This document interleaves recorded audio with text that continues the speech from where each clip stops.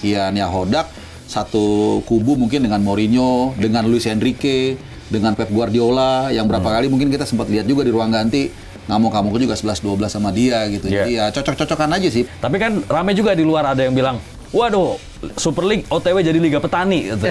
Karena nanti ada satu tim yang benar-benar superior dengan fasilitas yang mumpuni.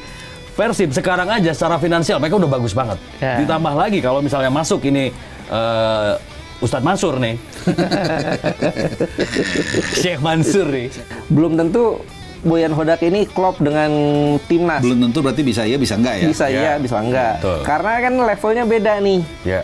Pemain timnas ya levelnya ada yang Bundesliga, ada yang di Serie A, Ligue 1 juga beda gitu. Kan Boyan Hodak siapa sih gitu kan? Kan konteksnya ada komunikasi secara formal atau secara informal misalnya gitu ya. Atau mau gue sih nanyanya ada kontak nggak dari PSSI? Dibilang no katanya nggak ada. Ya jadi belum ada. Bukan berarti nggak ada. Bisa juga hari ini kontak segala macam gitu.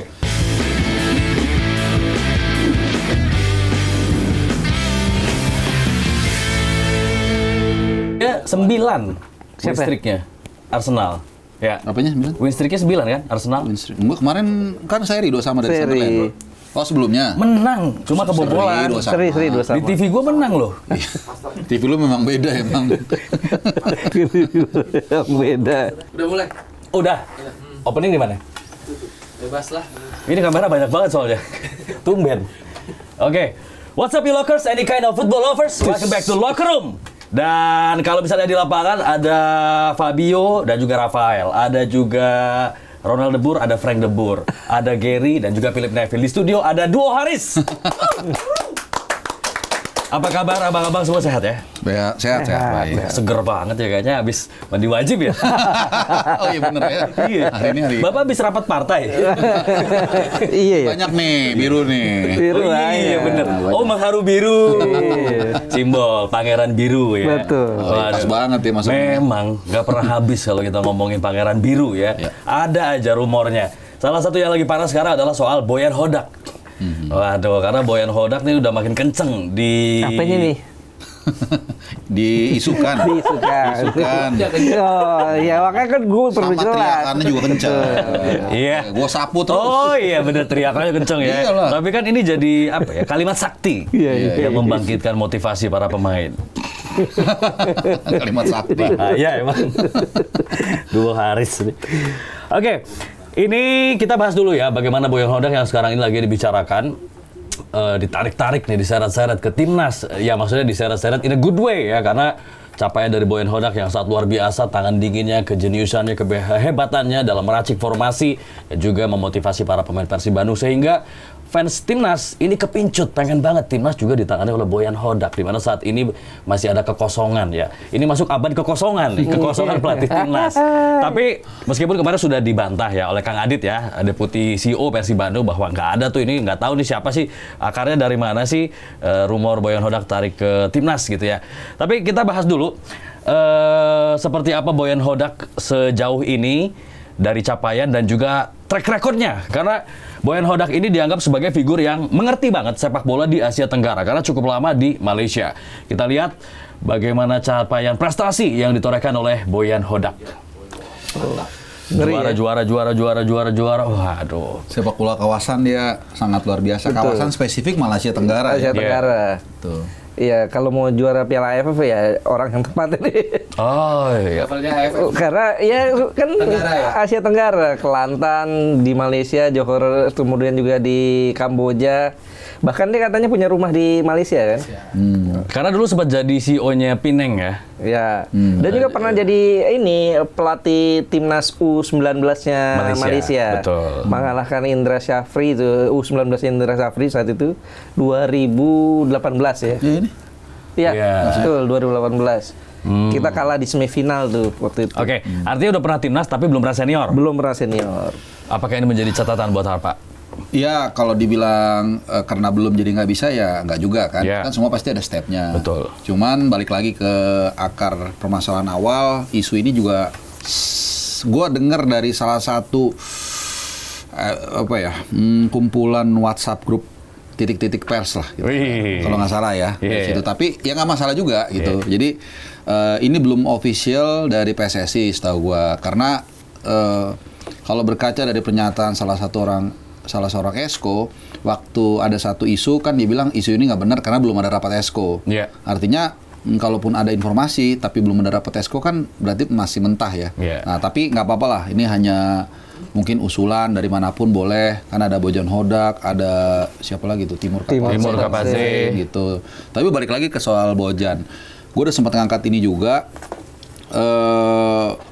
Bojan Hodak sedang memasak di Persib Bandung. Yes. Dan secara nggak langsung sebenarnya apa yang dilakukan dia di Persib Bandung ini berimplikasi positif juga ke kita dengan koefisien kita yang mudah-mudahan semakin naik. Betul. Karena kalau nggak salah terakhir 3 kali menang sekali imbang ya di grup ACL.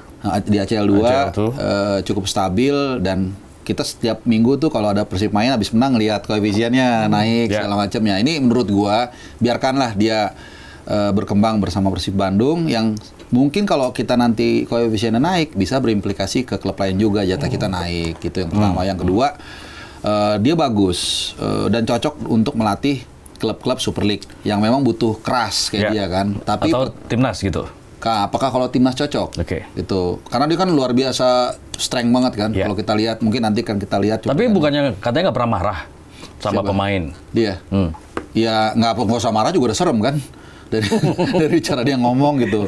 Dan itu kadang-kadang mungkin diperlukan juga. Ya buktinya kita simpel aja ngelihat Persib Bandung sangat solid mainnya kan. Itu aja udah salah satu bukti gitu. Nah, apakah kemudian kalau metode atau cara melatih dia di Persib itu diimplementasikan di timnas itu it works? Kan kita nggak tahu. Karena di timnas ini levelnya bukan nggak kaleng-kaleng loh, main di Bundesliga, main di Serie A dan lain-lain gitu. Bisa iya, bisa enggak gitu. Dan yang berikutnya menurut gua pelatih itu kadang-kadang bukan soal dia jenius taktik, tapi bagaimana dia bisa klop dengan pemain dan kemudian yang kedua bisa dihargai dan punya leadership bagus ya. Ya, karena berkali-kali gue sering ngasih contoh itu waktu Benitez di Madrid. Dia datang semua nganggap dia kan. Tapi begitu Zidane masuk semua kan pada begini semua. Walaupun mungkin Zidane hanya ngomong oke, ada salah satu cuplikannya itu di ruang ganti. Ya oke, kalian main begini jangan terlalu jauh, udah main habis itu menang gitu. Jadi gue bilang Hodak ini sangat bagus, tapi mungkin untuk sementara biarkan dulu dia memasak di Persib. Oke, Bung Gai setuju nggak? Ya kalau gue pikir Bojan Hodak ini kenapa namanya muncul karena prestasi dia di Persib ya. Prestasi dia di Persib 2 musim juara back to back, kemudian juga di ACL juga dia luar biasa, dan yang paling penting adalah dia sangat mengenal sepak bola Asia Tenggara, sepak bola kawasan, itu yang paling penting. Karena kan kriteria pelatih timnas kan yang dibutuhkan adalah dia sangat mengenal sepak bola kawasan, sepak bola Asia. Bojan Hodak orangnya. Dan juga dia sangat mengenal pemain-pemain yang dia miliki. Kebangkitan Persib kemarin, remontada Persib saat lawan Selangor di ACL 2 itu karena dia kenal pemain. Dia masukin Adam Alis, dia masukkan Robby Darwish dan juga Beckham Putra itu karena dia kenal pemain, dia paham betul apa yang bisa dilakukan oleh pemain-pemain itu, dan hasilnya positif, remontada. Dan remontada yang dilakukan Hodak ini kan bukan sekali nih. Tahun lalu juga di turnamen yang sama di ACL 2 juga. Di kandang Lion City Sailors. Kita kalah 0-2 juga, Persib tertinggal 0-2 juga, tapi remontada juga 3-2. Itu pun karena pergantian yang luar biasa oleh Hodak saat itu. David Da Silva masuk, pemain-pemain beberapa di antara diganti, dan hasilnya luar biasa. Menit-menit akhir juga. Artinya dengan kenal pemain ini dia bisa lebih paham apa yang mesti dilakukan. Ini belajar dari pelatih sebelumnya ya, bagaimana seorang winger dimainkan bek kanan akhirnya jadi keteteran. Nah, ya ini masih agak belum move on juga sih karena kegagalan itu ya. Round 4. Iya, round 4 kemarin ya. Ya dari situ Bojan Hodak ya istilahnya solusi yang paling gampang lah. Daripada susah-susah nyari keluar, belum tentu dapatnya bagus. Yang udah-udah kan Zong tuh nama besar doang. Ya Bojan Hodak paling gampang, tapi ya betul kata Harpa juga gitu loh. Belum tentu Boyan Hodak ini klop dengan timnas? Belum tentu berarti bisa iya, bisa enggak ya? Bisa iya, bisa enggak. Betul. Karena kan levelnya beda nih. Ya. Pemain timnas ya levelnya ada yang Bundesliga, ada yang di Serie A, Ligue 1 juga beda gitu. Kan Boyan Hodak siapa sih gitu kan? Menurut mereka mungkin menurut gitu mereka ya. gitu mungkin ya, karena secara nama dia baru dikenal cuma di kawasan Asia Tenggara. Tapi ternyata dilatih Patrick Kluivert yang merupakan legend sebagai pemain juga ternyata kan begitu juga. Nah, ini argumen yang bagus nih. Makanya ya itu tadi kita tidak mengatakan tidak juga gitu. Cuman ada beberapa tantangan yang kita belum tahu bisa dijawab atau enggak. Jadi kita kalau dari kesimpulan gue ya, kita berdua itu tidak menggugurkan ini dia. Cuman kita membreakdown kira-kira nih kelebihannya ini, kemudian ada beberapa tantangan yang nggak tahu nih bisa dijawab atau enggak gitu. Tetap dia masuk opsi menurut gue. Dan satu lagi kalau gue boleh tambahkan, secara kearifan lokal ini mungkin bagus juga untuk menggrab lebih banyak lagi fans Persib untuk lebih getol mendukung timnas. Selama ini udah nih, tapi biar lebih semangat lagi karena pasti mereka merasa punya saham yang sangat bold. Karena apa? Kalau misalnya Boyan Hodak nanti ngelatih timnas, ternyata kan kita belum tahu nih, Natal masih lama kan. Nah nanti kalau misalnya lah kan biasanya patokannya jadi Natal ya. Pokoknya kalau dia datang serius berarti. Jadi patokannya Natal gitu. Nah, kan tahun lalu begitu. Katanya mereka ya. Kayaknya sekarang bukan Natal, Idul Fitri. Tapi emang spanduk-spanduk itu udah rame sih jadwal ibadah Natal. Sekarang udah dipasang loh di tempat gua udah ada tuh. Nah mungkin kalau memang itu ada, karena kelihatannya ini nggak akan dalam waktu dekat. Jadi kemungkinan Januari baru ditunjuk. Kalau ngeliat naga-naganya ya, nah itu bagus. Tapi ini kan Bang dengan catatan Bobotoh, Viking, semua fan Persib restu. Gua rasa Boyan diambil ke timnas. Pertanyaannya, teman-teman fans Persib restu nggak? Redo nggak nih? Rata-rata nggak redo. Cuman kalau misalnya untuk negara memanggil, kayaknya mau nggak mau ikhlas. Dan kalau misalnya memang nanti dipanggil, kan ini kita masih belum tahu ya. Panggil dan sukses, pasti teman-teman kita yang di Jawa Barat ini merasa bangga juga pasti. Karena mereka punya saham yang clear dalam kesuksesan timnas Indonesia. Tapi again ya itu kembali nanti rapat Esko dan interview. Nah, tapi satu lagi, mindset dan pemikiran pengurus PSSI nyampe nggak nih? Maksudnya gini loh. Kan sebelum-sebelumnya kelasnya udah kelas level-level Piala Dunia nih. Sintayong pernah 2018 pegang Korea di Piala Dunia. Patrick Kluivert pernah jadi asisten di Piala Dunia 2014 pernah main di Piala Dunia. Nah, sekarang kan levelnya downgrade nih gitu. Secara packaging. Nah, secara packagingnya apakah PSSI bisa nerima itu gitu loh. Oh, kalau menurut gue sih nggak ada masalah. Tapi karena gue jujur ya, kalau kita lihat ini fakta ya, bukan soal suka nggak suka. Kalau kita lihat track record ketua umum PSSI saat ini Erick Thohir dalam memilih pelatih, menurut gua kurang oke. Oke. Lo iya bener di Inter Milan. Itu fakta. Di Inter Milan coba kita lihat. Begitu dia datang, pertama Mancini dulu langsung dipecat. Frank de Boer dipilih 6 bulan. Pioli lagi bagus di Lazio direkrut nggak sampai setahun dipecat. Ya kan, dan pilihan Sintayong kalau kita sepakat ya saat itu sampai akhir tahun lalu dia cukup bagus. Kan bukan pilihan dia juga, malah dipecat, digantikan Kluivert, gagal juga. Itu kan pattern yang udah kita lihat. Betul. Ini kaitannya sama preferensi ya? Iya, preferensi. Jadi, kita fair juga menilai. Kalau dari omongan terakhir kan katanya akan memberikan tupoksi itu ke Dirtek. Nah, ini ada cerca harapan karena Dirtek kita ini Alexander Swiers, menurut gua dari track recordnya jempolan. Di Jordania kan dia dalam tanda kutip yang meloloskan Yordania ke Piala Dunia. Dia dengan berani waktu itu kalau nggak salah, mungkin bukan dia yang mecat ya, tapi pasti ada andil dia ketika Hussein Lamota tuh dipecat lah. Kemudian diganti pelatih baru, gue lupa siapa, dan akhirnya lolos Piala Dunia. Jadi dia punya kapasitas untuk itu karena dia mantan pelatih di Eropa dan juga kawasan Asia Timur Tengah, pernah jadi Dirtek juga. Nah, kalau diserahkan ke dia lebih bijak. Mungkin tadi yang Ais bilang, mungkin cakupan berpikirnya atau analisanya itu mungkin lebih luas. Jadi nggak hanya lihat nama besar. Tapi dekat sama orang dalam nggak tahu. Nah, yang pasti satu gue tambahin, jangan mau diatur nih pelatihnya. Nah, itu kan masalahnya. Dalam arti kalau ketika masalah teknis ya, gitu. Iya, termasuk direktur teknik juga ketika tadi Bang Harpa sudah memaparkan track record dari dia memilih pelatih yang ternyata jempolan. Tapi kalau di Indonesia, apakah tidak akan nanti ada itu dia. favoritism atau tekanan atau apapun lah itu, kepentingan dan lain sebagainya? Ya itu tadi balik, kalau kita lihat dari ucapan ketum terakhir, kan dia sendiri yang wawancarai langsung pas bulan Desember kan. Bahkan dia bilang, salah satu orang esko-nya lah, nggak usah gue sebut nama, walaupun lu tahu siapa kan. Dia sendiri bilang ke gue gini, katanya sengaja tuh cara milihnya polanya gini katanya. Ini ketua, gue kasih nominasi 3. Nah nanti abis itu, dia pilih ketua. Ketua lagi, head coach dia yang pilih. Nah, asistennya itu menurut dia cerita, katanya ketum itu ngasih pilihan nih, Alex Pastur, siapa, baru nanti dipilih sama head coach-nya.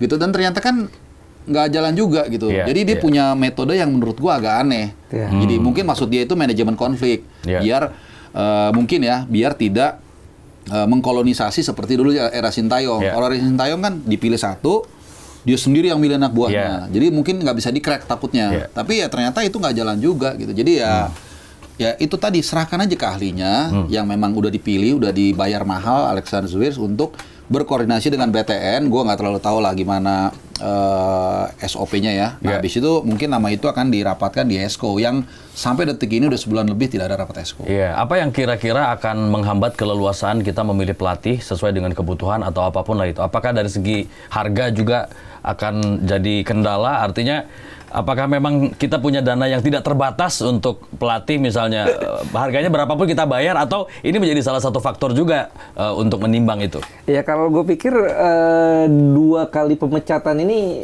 jadi beban gede kantong kering juga ya? Kantong ya makanya. Karena Sintayong katanya belum lunas juga cicilannya. Belum lunas, katanya kabarnya begitu ya. Karena kalau kita hitung dari gajinya Sintayong, kemudian juga Patrick Kluivert dengan gerbongnya 18 orang ya? Sekitar 15 atau 18. Itu pasti gede itu, bukan uang kecil. Ditambah 1 miliar tenda terakhir kan, yang lemparan botol itu. Tambah belum lagi sanksi yang di Arab Saudi itu kan. Jadi tanggungan PSSI ini gede. Mungkin itu salah satu alasannya kenapa pemilihan pelatih ditunda. Terlebih lagi ya PSSI menganggap tidak ada event terdekat. Padahal kalau menurut gue harusnya PSSI memang untuk pelatih tidak perlu buru-buru. Tapi paling enggak tunjuk caretaker. Bukan gara-gara sama-sama Haris ya. Emang gue sepakat. Kan kita punya 2 ini kan, ada Alexander Zverev dan juga Jordi Cruyff. 2 orang ini pernah jadi pelatih kan. Tunjuk aja salah satu mereka untuk bisa jadi pelatih di FIFA Matchday ini, November. Jangan jadi alasan karena tidak ada pelatih FIFA Matchday ini nggak dimainkan. Katanya kita mau naik ranking. Kok malah nggak tanding kan gitu loh. Sementara yang lain-lain tanding, ada kualifikasi Piala Asia. Kalau mereka menang, Malaysia lawan Nepal ya. Kemungkinan besar menang. Itu makin jauh Malaysia. Karena kita kan nggak main nih. Jadi poinnya kan udah pasti nggak nambah. Jadi antara kita tetap di 123 kalau masalah, atau kita akan melorot. Karena main kan pasti nambah poinnya. Jadi nggak apa-apa tadi berkembang sedikit ya. Banyak karena penting juga, karena nggak akan bisa lepas dari bahasan yang tadi, pasti akan melebar juga gitu loh. Tapi memang mungkin salah satu yang penting adalah bagaimana pendekatan atau approaching dari pelatih ya, terutama di ruang ganti nih, dalam meracik strategi, memberikan motivasi atau wejangan kepada para pemainnya, terutama di saat-saat krusial dan kritis, misalnya dalam kondisi tertinggal gitu ya. Dan apa yang dilakukan oleh Boyan Hodak ini bisa dilihat oleh kita semua ya, karena ada videonya gitu, termasuk ketika kemarin tertinggal 2-0 dari Selangor di babak pertama. Terus ya ini video di ruang ganti, kita lihat dulu ya.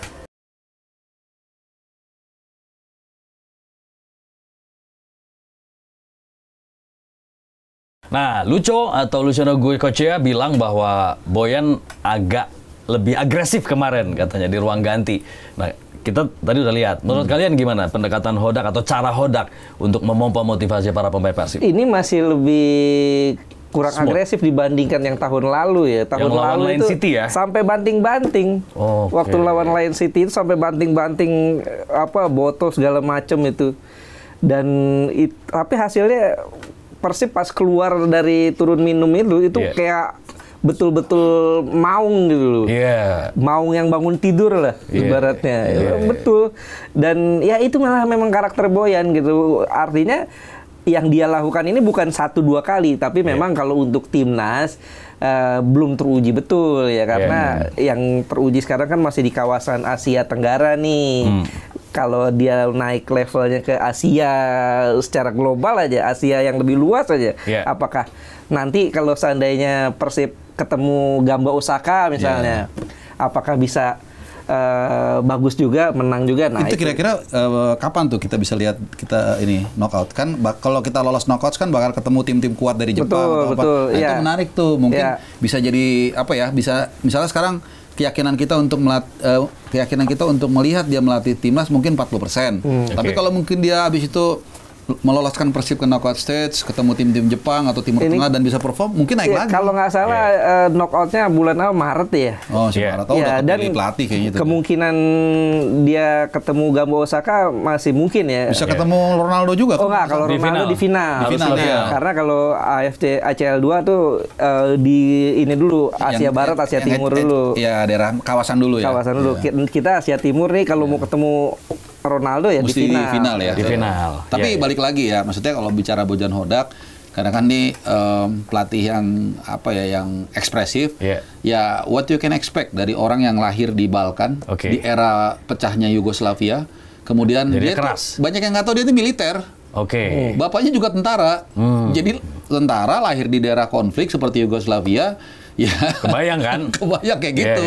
Dan to some extent parasnya juga cocok gitu. Jadi gini, kalau kita lihat di dunia karakternya kuat berarti. Karakternya kuat banget. Cuman nggak melulu juga pelatih begitu itu berarti otomatis yang terbaik atributnya.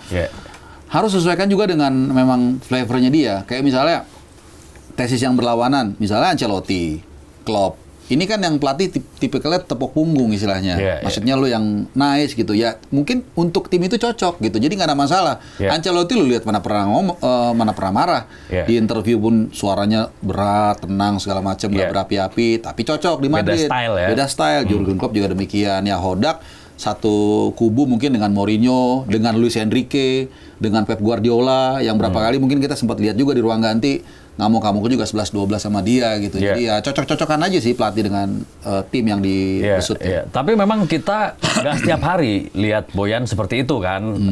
Kadang ya biasa aja gitu. Mungkin dengan karisma yang dia punya, bahasa verbal juga yang bagus gitu. Tapi memang dia tahu kapan saat yang tepat untuk mengeluarkan gaya tadi ya. Ketika saat-saat memang dibutuhkan. Iya, gue kan suka nonton film Narcos ya.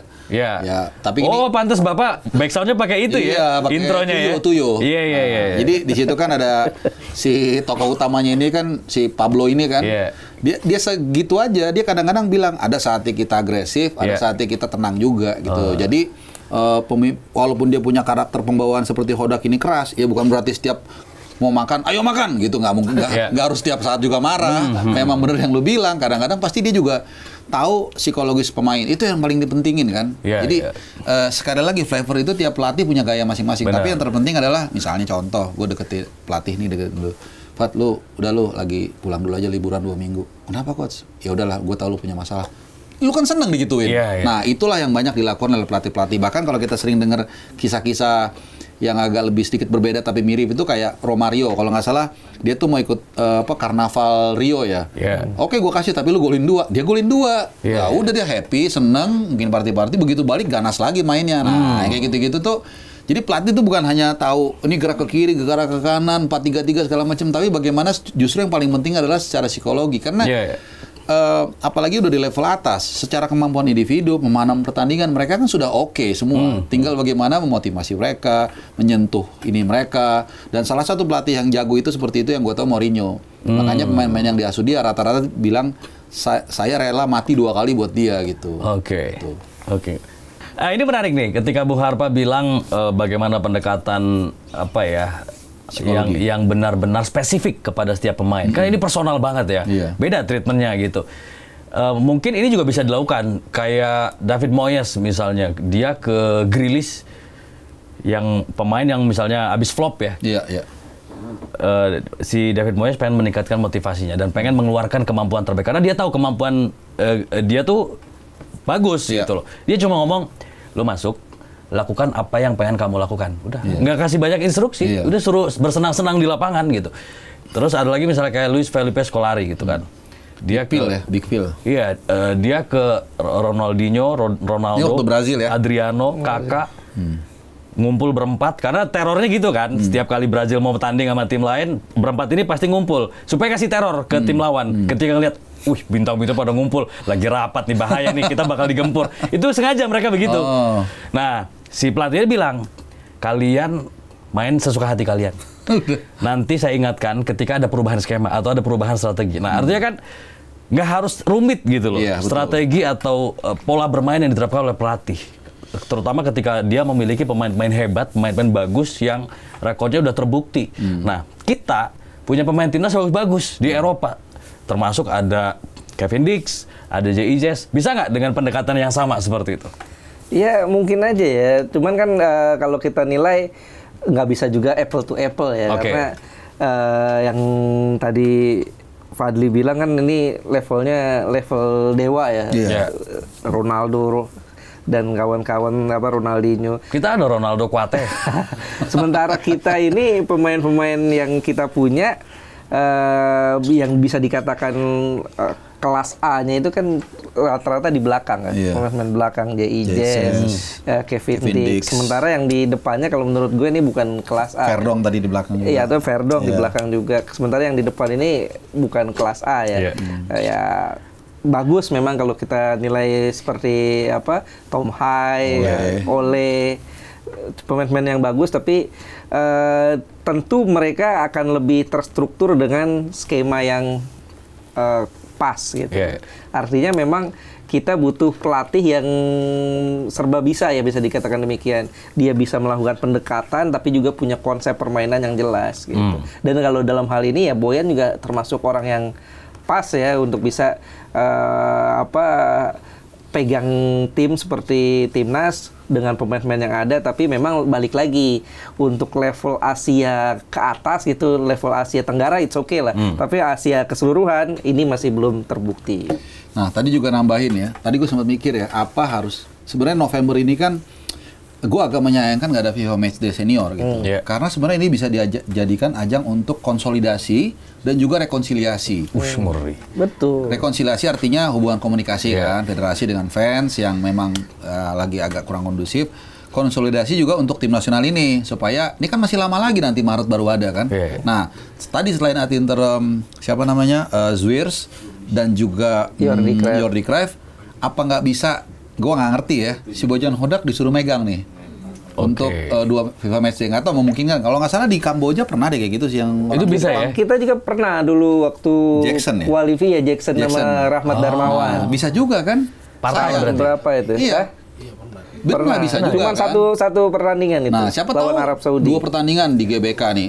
Dengan catatan Jackson. Iya, dengan catatan komunikasinya bagus dulu. Makanya ini kan gue sayangkan waktu preskon ketum itu hari. Kenapa nggak ngomong dari kemarin ya? Kali nggak kepikiran kemarin. Kan ngajak ngomong sama influencer yang beda. Coba kalau ke gua sama Ais.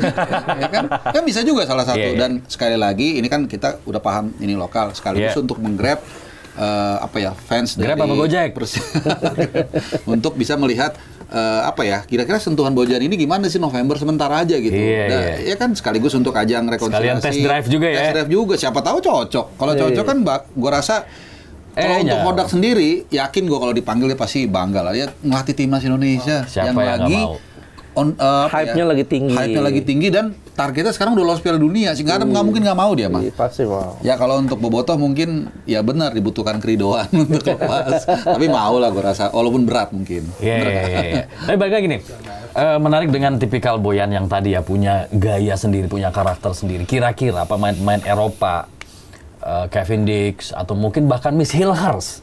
Yang nengoknya ke gua kalau Hilgers. Karena gua habis dari Haris, masa gua ke Haris terus kan mungkin. Atau ke Brata. El Brata. Maksudnya katanya ini kan mereka nggak bisa dikerasin, nggak bisa gaya otoriter, harus demokratis gitu. Bisa nggak sih kalau misalnya dapat pelatih yang keras kayak gitu, atau mereka kan mostly dari Belanda. Nah ini ketemu sama Balkan, gimana nih? Iya, kalau gue pikir nggak masalah kan, bahkan di Persib kan ada pemain Brazil, Klok juga, Klok kan Belanda, berdarah Belanda, kan, iya. Ya, artinya memang ini tergantung bagaimana pendekatan pelatih kan. Kalau pelatihnya setiap hari keras ya itu kalau di Tensi rumah naik, ya? kalau di rumah tangganya kalau setiap hari KDRT kan nggak enak juga Gue kira kan. setiap hari keras di rumah tangga. Kerja terus dong ya. Iya, artinya Iya, iya. dia perlu lembut, artinya di saat waktu keras dia keras, Iya, pemain juga pasti bisa terima. Iya, Ya, betul, Persib kan ada 11 pemain asing kan Iya, di situ. 11 pemain asing dan berapa tuh tambah Tom Hai, Hai, tambah Eliano, Iya. tambah Mark Locke. Iya, ada 14 tuh ya. Iya, dan kalau tadi kan kata kuncinya, ini sekali lagi bukan kita mendikotomi ya, tapi bagaimanapun juga mereka punya mindset dan besar di Belanda nih para pemain diaspora kita. Kalau kita lihat Belanda, ketika mereka dilatih pelatih yang keras malah sukses. 2014 itu Van Hal kan keras kan, bisa ke final.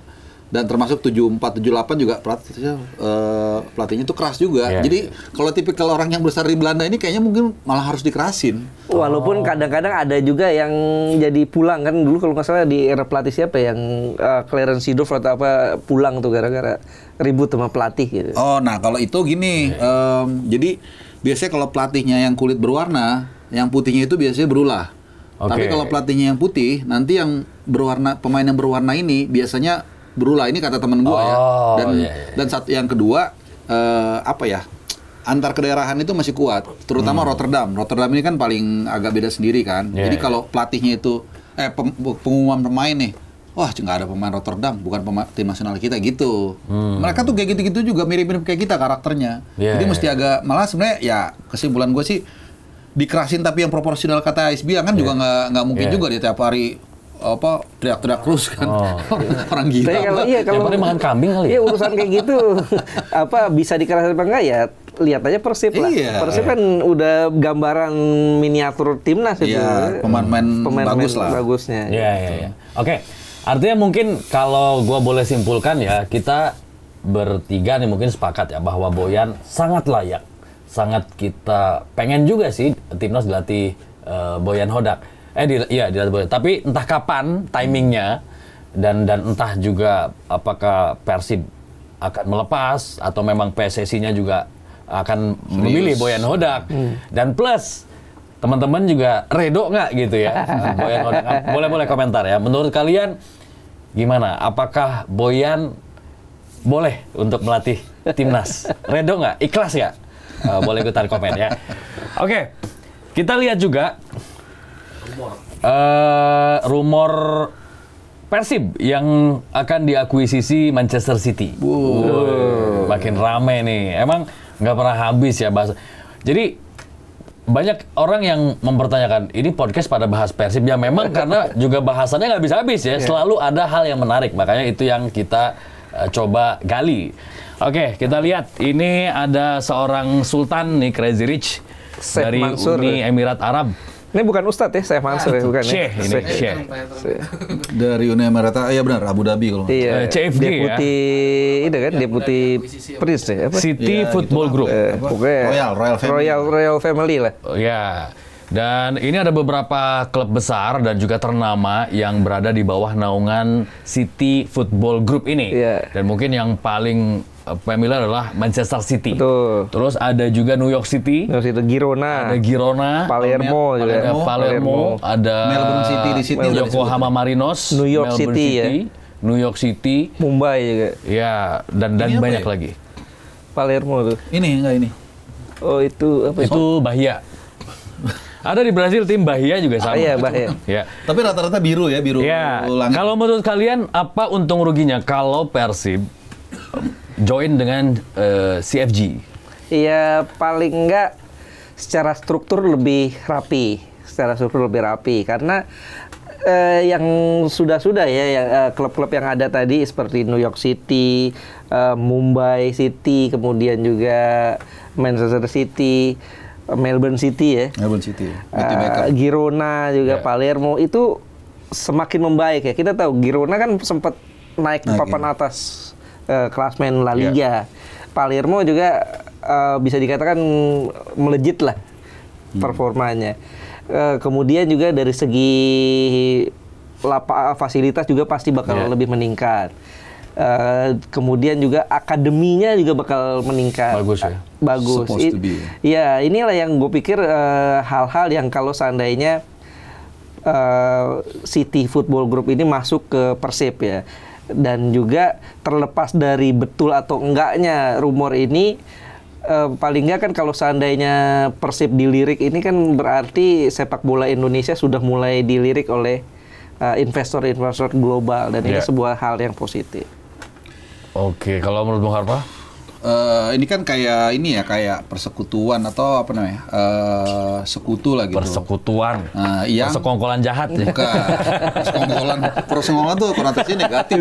Iya. Kalau persekutuan itu kan kayak aliansi. Nah biasanya kalau aliansi ada yang kuatnya itu secara logika ya pasti akan menguntungkan. Iya. Gitu kayak misalnya dia terikat dalam kayak persemakmuran, Commonwealth, itu pasti ada keuntungan yang didapat kan. Cuman kalau kita balik ke karakter Persib Bandung ini kan sangat konservatif. Kalau kita masih ingat dulu Liga Dunhill pertama kali, itu kan mereka salah satu atau mungkin satu-satunya ya nggak mau pemain asing kan sampai berapa tahun kalau nggak salah. Jadi karakter Persib ini unik. Jadi kalau soal keuntungan, gue yakin pasti banyak keuntungan yang dapat. Tadi udah dijelasin sama Ais, dari segi networking, dari segi informasi, dari segi metode pelatihan, dan mungkin juga ada transfer pemain yang bukan tidak mungkin nanti ada Malis bisa ditransfer ke Melbourne City atau gitu-gitulah. Iya. Atau minimal kita tanding sama tim-tim tadi. Iya, misalnya nanti Trofeo dengan Melbourne City, dengan Yokohama Marinos atau dengan York City, whatever lah gitu.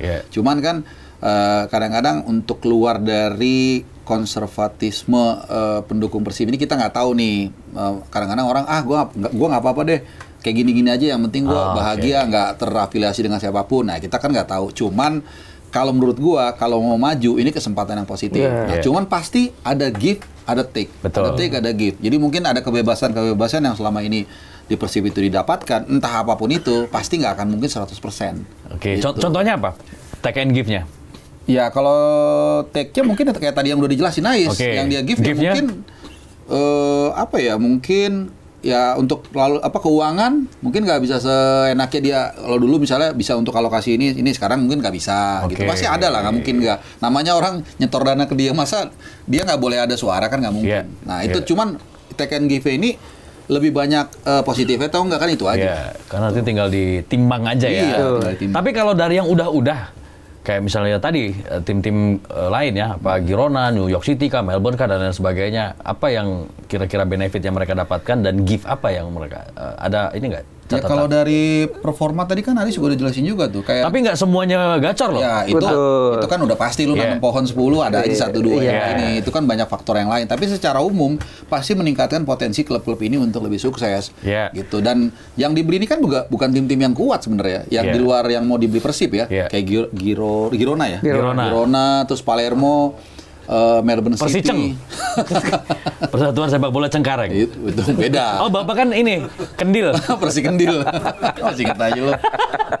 Jadi kita lihat juga yang dibeli ini tadinya di mana nih? Misalnya tadinya di level 4, ya naiknya ke 3. Itu kan juga progres juga. Jadi bukan berarti kalau di tim-tim yang di bawah enterprise-nya Sheikh Mansur ini nggak juara berarti nggak sukses gitu. Atau dari 10 atau berapapun tadi yang dipaparin kan juga 1, 2, 3 ada yang mungkin kurang berhasil tuh normal aja. Tapi secara umum setahu gua Melbourne City segala macam itu peningkatannya positif lah. Karena bisa aja nggak sukses secara prestasi, tapi sukses secara bisnis kan bisa aja. Secara bisnis itu juga. Tapi kemungkinannya besar nggak sih dia mau ngelirik ke Indonesia, Liga Indonesia ya? Kalau dilihat dari track recordnya dia. Kalau dari pangsa pasar sih gede. Pangsa pasar gede. Cuman ya kita mesti honest juga mengatakan kan secara umum nih investasi di Indonesia ini kadang-kadang banyak banyak ribetnya gitu. Banyak pintunya. Mungkin ya gua nggak usah jelasin detail lah itunya. Banyak informalnya ya. Iya, banyak informalnya atau yang kayak gitu-gitunya. Tapi kalau secara pasar buset deh Indonesia siapa? Indonesia marketnya luar biasa sih untuk tim-tim sepak bola. Dan satu hal lagi kalau bicara Persib ya. Ini kan 90% Jawa Barat ini penduduknya pro Persib kan. Betul. Luar biasa, bayangin tuh berapa 25 juta atau 30 juta.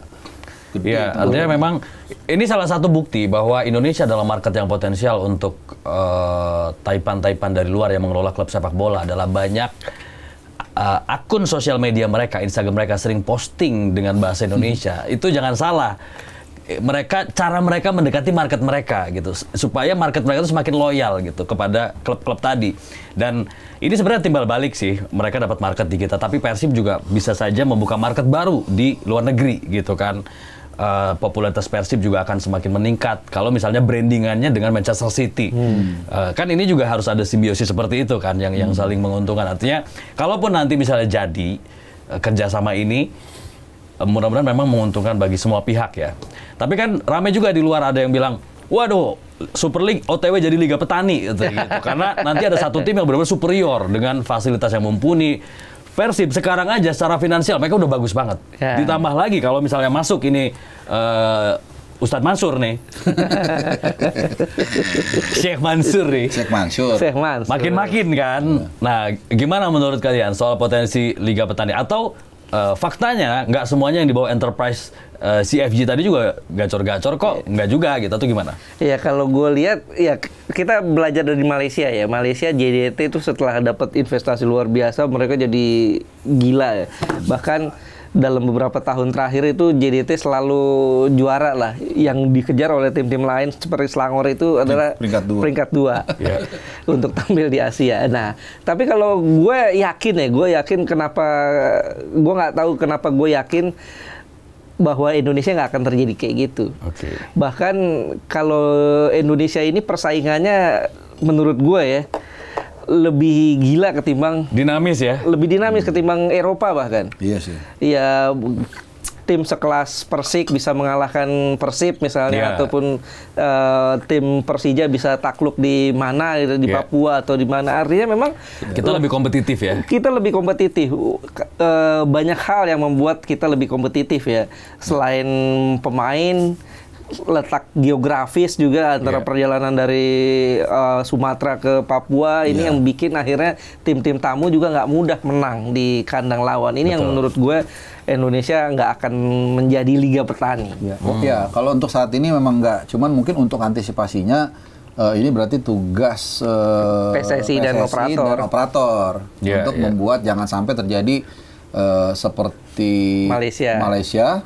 Atau even seperti Jerman sama Barcelona lagi. Spanyol juga agak mirip-mirip lah, walaupun dia 2 tim, kadang-kadang 3 kan. Nah, cuman kalau Liga Malaysia emang nggak seru juga sih. Itu benar-benar kayaknya paling parah itu deh. Karena Jerman juga kadang-kadang masih, ya walaupun sempat waktu itu 8 kali atau 9 kali. Tapi ada Leverkusen, ada Dortmund. Nah, itu perlu dijaga juga tuh. Nah, di luar memang tadi ada faktor-faktor alamiah yang disebutkan Ais membuat liga kita ini agak variasi kan. Paling banyak kan back to back kan 2 kali Bali sama Persib. Sisanya kan ganti terus malah. Gitu. Jadi secara natural memang kita nggak tahu kenapa nih cukup merata lah gitu. Meskipun memang harus diantisipasi juga, jangan sampai benar.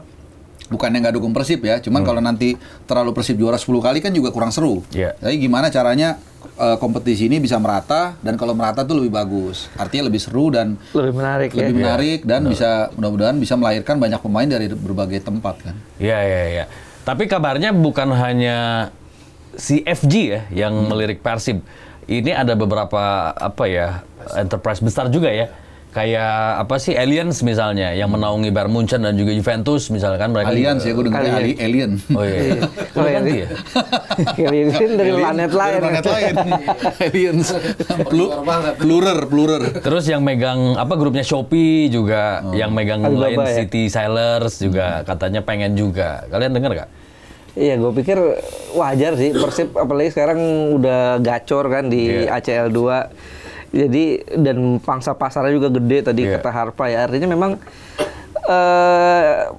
tim-tim sekelas Persib, Persija yang dulu perserikatan ya, yang punya pangsa pasar gede, ini gue pikir tim tradisional Indonesia ini yang menurut gue wajar kalau seandainya diminati oleh investor-investor asing. Karena pasarnya gede loh. Dan sebenarnya gue pengen Persib itu benar-benar gabung di CFG.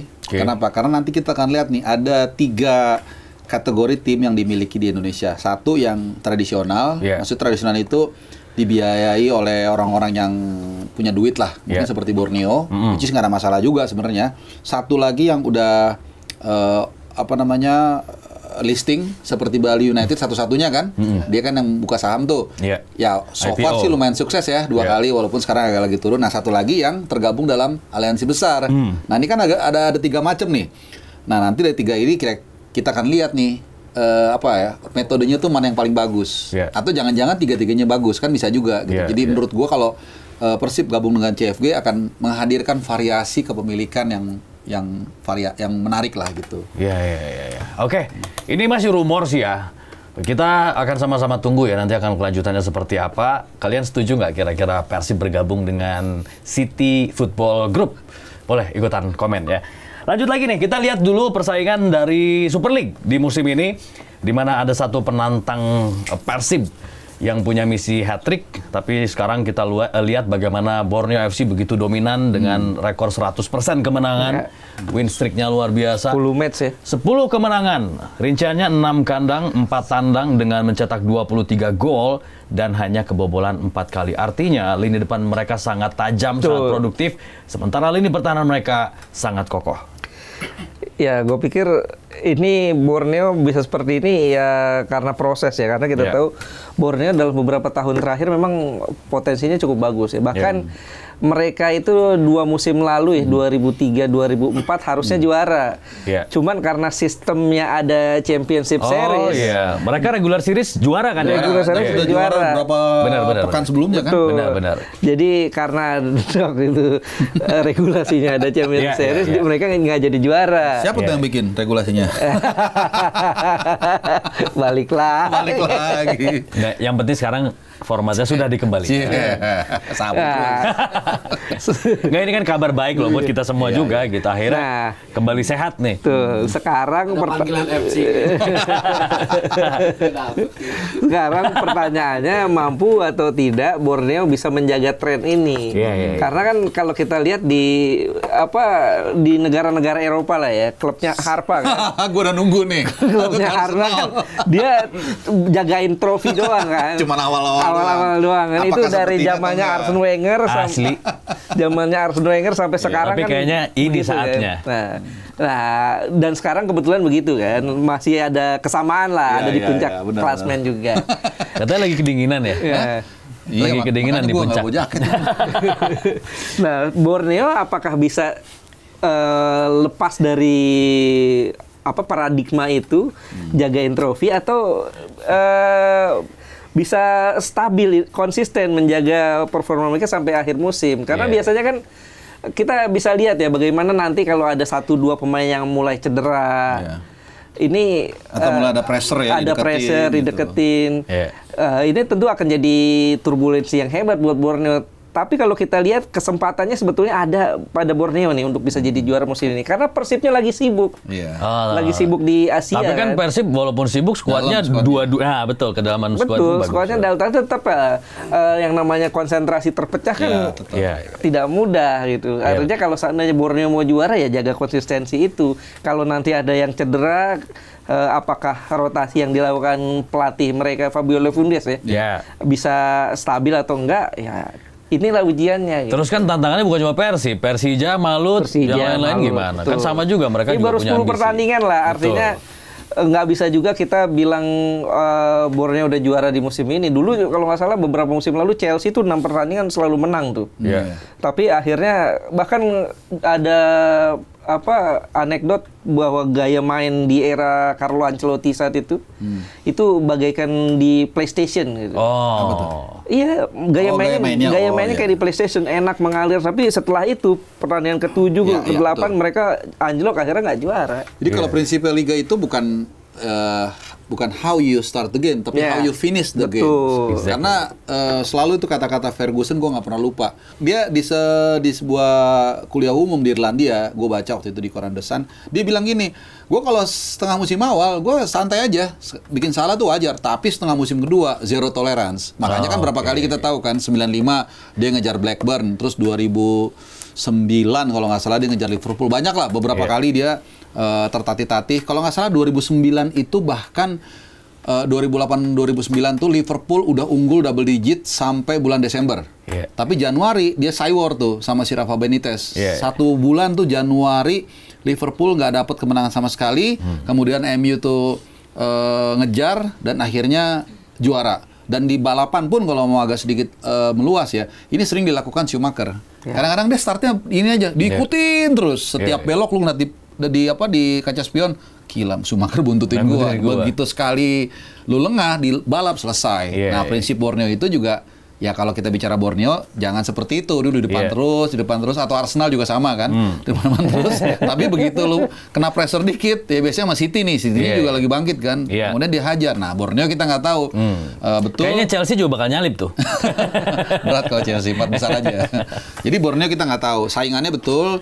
Persib kita nggak bisa mengiris walaupun dia tentu tergoda juga untuk cemerlang di ACL 2 kan. Ya gue rasa kalau mungkin kalau teman-teman Boboto bisa milih, mungkin milih untuk melangkah sejauh mungkin di ACL 2, mungkin sampai final kalau bisa, mungkin ya ketimbang juara. Kan juara udah sering kan, mungkin. Juara di ISL. Juara ISL atau Super League gitu. Dan Malut. Mungkin agak sedikit berubah konstelasinya karena Dewa United terseok-seok di bawah itu aja sih. Dan Malut ini lumayan bisa mengganggu juga sama karena mereka fokus kan sama Persija ya. Persija udah mulai bangkit lagi. Jadi seru sih bener yang tadi Ais bilang. Kalau Liga Indonesia kita mah selalu variatif lah. Apalagi zaman dulu kan setiap ada pemilihan pilkada di itu biasanya juara tuh. Langsung bagus ya. Tapi sekarang kan enggak. Itu dulu. Langsung bisa. Tapi kalau kita lihat polanya ya, apakah ini mirip PSM sebelum akhirnya juara? Mereka kan juga seringkali ada di puncak klasemen sampai akhir musim ditikung. Ada berapa musim tuh? 2-3 musim begitu tuh. PSM akhir musim kalah lagi. Sampai akhirnya juara juga gitu. Ini Borneo juga kita lihat hampir sama nih 2 musim ke belakang atau musim kemarin deh. Regular series mereka di puncak klasemen. 2 musim lalu. Iya, apakah ini juga saatnya nih Borneo kembali gelar juara pergi ke luar Jawa? Iya, kalau gue pikir mereka punya kapasitas untuk jadi juara lah. Pemain bagus, kedalaman skuad bagus, pelatih juga cukup lama kenal sepak bola Indonesia lah. Artinya kultur sepak bola Indonesia dia sudah kenal lah. Nah, dari situ kan tinggal bagaimana merekanya nih gitu loh. Kuncinya bukan siapa lawan yang paling berat, tapi bagaimana caranya mereka melawan dirinya sendiri gitu. Kalau itu bisa mereka jaga, gue pikir kans mereka untuk juara cukup besar. Dan tinggal bagaimana nanti mereka lawan Persija udah ya. Kalau nggak salah udah. Lawan Persija udah. Tinggal nanti lawan Persib kan ditunda. Ya, tinggal nanti bagaimana lawan Persib. Kuncinya kalau seandainya nanti mereka terganjal aja sekali aja, kita bisa lihat bisa bangkit nggak. Gitu. Kalau bisa bangkit, ya mungkin mereka punya kans untuk konsisten, tapi umumnya kan tim yang lagi ngebut menang terus sekali kalah, apalagi lawan tim yang mediocre, bisa jadi mentalnya akan jatuh di situ. Iya, benar sih. Kuncinya is the key. Iyalah, you never say never ya. Selalu always ya. Selalu always, tidak pernah never. Seru lah, pokoknya seru lah Super League musim ini sih harusnya sih.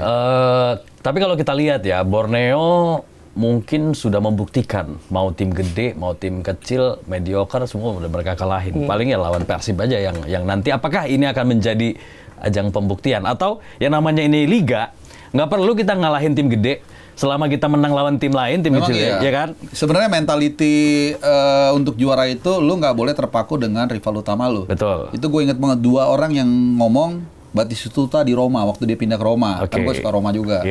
Dia bilang ke fansnya, lu jangan pusingin kita ngalahin Lazio apa enggak, ya yang penting akhir musim kita nomor 1. Gary Neville juga gitu. Dia bilang, gue masih ingat, I don't mind losing twice to Liverpool as long as we are the champions at the end of the season.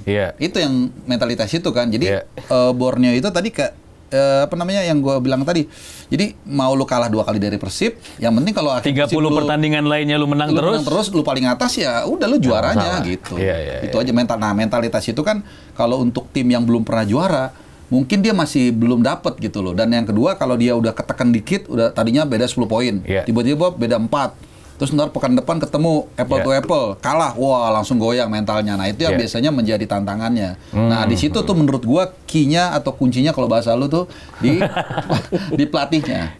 Itu bagaimana dia untuk bisa menyuntikkan motivasi untuk tidak gentar, punya mentalitas, itu yang tuntutan di pelatih. Makanya Madrid kalau kita kasih contoh ya, dia kan sering kalau kita nonton ketinggalan 0-2, kok kita aja ngerasa ini jebakan nih. Ini jebakannya habis itu ntar 3-2. Ya, karena mentalitas. Karena mereka udah punya sejarah panjang. Nah, Borneo belum punya sejarah panjang itu. Cuman bisa aja ini akan menjadi sejarah pertama kali mereka akhirnya bisa juara Liga Indonesia. Iya, betul. Karena belakangan ini lagi banyak nih sejarah atau rekor terpecahkan. Pertama kali City jadi juara Liga Champion, PSG juara Liga Champion pertama kali. Ya bukan tidak mungkin ya, Borneo juga akan mematahkan catatan tersebut.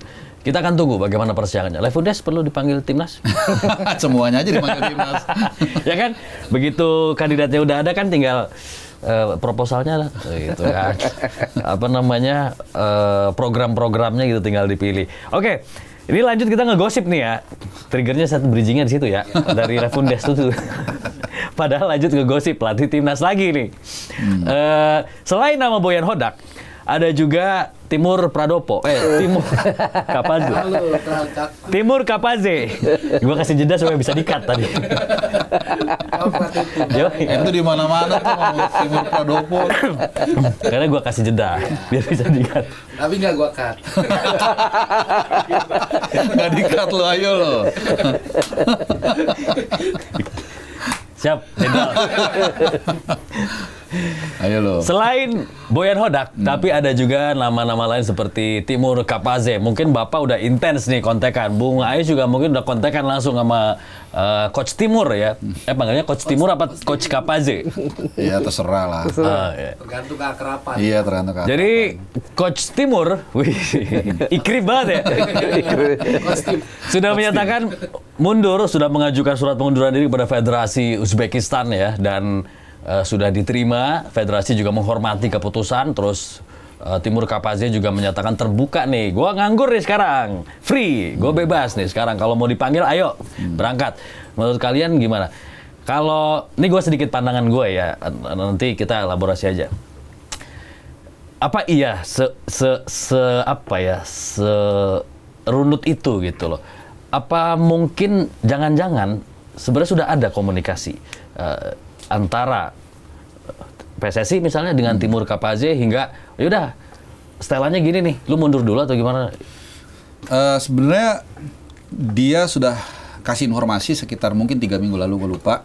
Dia udah bilang, udah ngasih hints lah bahwa dia sangat tertarik untuk melatih Indonesia. Dia bilang, ya saya mengenal Indonesia. Dia kalau nggak salah kita ketemukan di U23 semifinal ya. Semifinal. Terus dia juga sebagai pemain pernah merumput di GBK 2007, Piala Asia. Jadi dia udah kenal lah Indonesia. Kemudian dia juga waktu itu bilang, kalau gue nggak salah, pokoknya akhir tahun ini dia selesai kontraknya. Gue nggak ngerti apakah memang udah ada mutual concern atau apa. Dan ternyata kan 2-3 hari lalu kan memang udah firm kan, dia udah lepas. Dan ya sepak bola kawasan udah pasti dia paham. Harga juga logikanya harga Asia masuk. Katanya 7,5 miliar per tahun ya? Itu murah. Ya makanya lebih murah dong. Setengah Sintayong kalau nggak salah ya, kurang lebih. Ya dari segala atribut sih udah masuk. Cuman terakhir dia bilang langsung kasih informasi PSSI belum ngontak mereka sama sekali. Ya bukan berarti nggak ada pembicaraan ya, bisa aja di kalangan PSSI mereka ngomong entah dari BTN Pak Sumarji. Iya, kan konteksnya ada komunikasi secara formal atau secara informal misalnya gitu ya, atau gue sih nanyanya ada kontak nggak dari PSSI, dibilang no, katanya nggak ada. Ya jadi belum ada, bukan berarti nggak ada, bisa juga hari ini kontak segala macam gitu. Dan secara formal kan juga belum ada, balik lagi tuh rapat Esko belum ada. Jadi mungkin belum bisa juga mereka secara resmi ngontak pelatih kan, nggak bisa juga gitu. Dan mungkin gue tambahin lagi satu lagi, ada calon pelatih itu yang mantan pelatih Irlandia Hergensson. Nah itu, kalau itu kasusnya yang terakhir gue cari informasi, agennya yang nawarin. Jadi kalau agen yang nawarin nih, sih agen agung kan doakan pelatih, kalau nggak salah pokoknya dia cuman, sumber gue ini bilang dia ini orang Italia yang pernah melatih di Premier League. Itu juga katanya agennya pernah nawarin ke PSSI. Jadi ini konteksnya masih satu arah nih. Jadi mungkin mereka tahu ada vakansi, ada lowongan. Nah, agen-agen ini menawarkan. Kalau itu sih kalau nggak, mungkin Mancini kali ya, orang Italia. Atau Ranieri. Enggak. Mancini udah deket sama Al Sadd. Iya, di Liga Qatar. Jadi kemungkinan. Bukan yang punya macan ya? Bukan, beda. Jadi pada dasarnya ini baru informal dan baru satu arah dari yang pencari kerja dengan yang mau cari kerja. Yang mencari kerja dengan yang mempekerjakan. Yang mempekerjakan federasi ini. Link and match-nya dapat nggak tuh? Ya belum ada dua arah. Baru yang pelamar-pelamarnya aja gitu. Ini bagian dari 19 juta lapangan kerja. Aja. Pinggir jurang. Tapi nggak apa-apa sih. Itu nggak termasuk kayaknya. Iya. Beda ya. Ini kayaknya sekarang ini banyak agen-agen pemain atau pelatih yang kayaknya lagi PDKT sama PSSI kali ya, nawar-nawarin pelatih. Nggak apa-apa, iya benar. Itu kan juga mempermudah dan memperkaya referensi ya. Iya, memperkaya referensi gitu. Iya. Menurut Bung Ais gimana? Tapi gue pikir memang Timur Kapase punya kapasitas yang cocok sih ya buat timnas. Cocok dari segi apa? Dia kalau kita lihat track recordnya bersama Uzbekistan ini kan dia banyak membesarkan pemain-pemain muda. Yeah. Banyak mengandalkan pemain-pemain muda dan hasilnya cukup positif. Di Piala Asia dia 2 kali ya masuk ke final tuh. Meskipun 2 kali juga gagal ya. Terakhir kan kalah lawan Jepang kalau nggak salah. Tapi bagus. Dan kemarin bersama timnas senior, dan timnas seniornya ini kan bisa dikatakan adalah pemain-pemain muda yang tadinya pemain muda berkembang menjadi pemain senior di tangan dia. Jadi artinya dia sangat paham. Artinya kalau kita mau merancang timnas jangka panjang ya cocok lah Kapase. Abdul Qadir ya kalau nggak salah yang backnya City kan juga di bawah asuhan dia juga sempat gitu. Tapi itu satu dari sebenarnya ada beberapa nama juga kayak gue udah sebut sini kalau nggak salah Hussein Amota tuh juga nggak ngerti kenapa nggak masuk radar tuh. Usianya 56. Pernah bawa Yordania 2/3 ke Piala Dunia karena memang di ujung dia diganti. Terus pernah kerjasama dengan Alexander Zverev waktu jadi dirteknya Yordania. Dia kan pasti gampang linknya lah, nggak mungkin gak ada nomor kontaknya. Ini juga masuk salah satu kandidat. Ada juga tapi beberapa yang mengusulkan kayak Park Hang-seo. Park Hang-seo. Walaupun secara usia udah agak ketuaan menurut gua gitu. Banyak lah intinya calon-calon itu. Cuman balik lagi mesti ngeliat budget dulu nih. jangan maunya beli tas Hermes tapi uangnya cukup untuk Kang KW kan nggak bisa juga gitu. Benar. Karena kan harus efisiensi juga kan kata pemerintah kan harus efisiensi itu. Luar biasa ini mendukung program pemerintah 19 juta lapangan kerja. Itu Timur Kapase mundur mobil listrik diminta lagi nggak ya? Di pas lulusin Piala Dunia ya. Ya Rolex-nya juga nggak dibalikin kan sama. Tapi emang menarik sih Timur Kapase ya dari Uzbekistan karena kan warga negara Uzbekistan teman-temannya juga banyak yang di sini ya. Jakarta daerah Monas ke sana tuh ya, Bang Arpa ya? Nggak tahu gue. Nggak paham. Member kayaknya. Iya. Oke, kita akan lihat juga nanti ya seperti apa keputusan dari Exco PSSI untuk memilih pelatih untuk timnas Indonesia. Kapan sih ngomong-ngomong rapatnya evaluasi dan itu nanti mungkin ngomongin ke depan? Yang menurut gue agak gimana ya? Kok lu abis tersingkir dari sebuah event yang paling besar di dunia di kolong langit buat kita lagi ya, buat kita gitu loh, dan untuk kita ini kan pertama kali ya kita gagal. Kok lu nggak rapat-rapat sih, lu ada apa sih gitu, kesibukan apa sih gitu. Tapi kalau datang ke podcast, ke acara di JCC bisa. Ya kita kan butuh apa ya, komunikasi sih ya. Kadang-kadang kalau kita bilang minta maaf dong kan kesana kayak demanding ya. Menurut Bung Arpa menghindar atau gimana? Ya akhirnya kita berasumsi mereka tuh delay, buying time, menghindar. Menurut gua ya, itu padahal orang Indonesia tuh kalau kita sincere minta maaf dan memang kita mencoba untuk memperbaiki, pasti rata-rata akan menerima. Rata-rata akan menerima gitu. Cuman ini menurut gua ya kurang ada ke arah situ lah gitu. Memang kita harapannya sekarang kita cepat-cepat membangun ulang tim nasional kita ya setelah kegagalan kemarin. Apa yang menjadi tantangan? Takut salah kah? Karena ini kan agak-agak tekanannya kan gede ya, jadi kita harus hati-hati deh gitu. Nanti langsung ngambil langkah ini, nanti salah lagi. Apakah ada ketakutan semacam itu? Gue pikir ada juga ya. Mungkin ya salah satu kebijakan mereka untuk menunda itu salah satunya kan pressure-nya lagi gede nih. Orang lagi ngambek nih, lagi kesel nih gitu. Jadi siapapun yang dipilih tuh bisa jadi salah tuh. Karena selalu dibandingkan dengan mantan gitu. Selalu dibandingkan dengan mantan, dikit-dikit dibandingkan dengan mantan. Akhirnya ya susah. Sementara kita juga nggak mau balikan sama mantan gitu.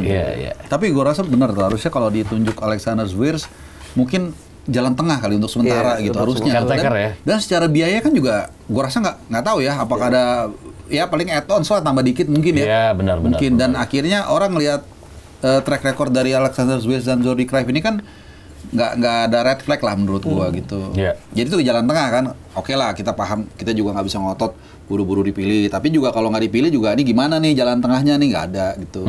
Jadi ad interim, ada FIFA Matchday, ada komunikasi yang baik. Mungkin gua rasa akan meredam harusnya. Gitu. Meskipun ada satu lagi nih, SEA Games nanti.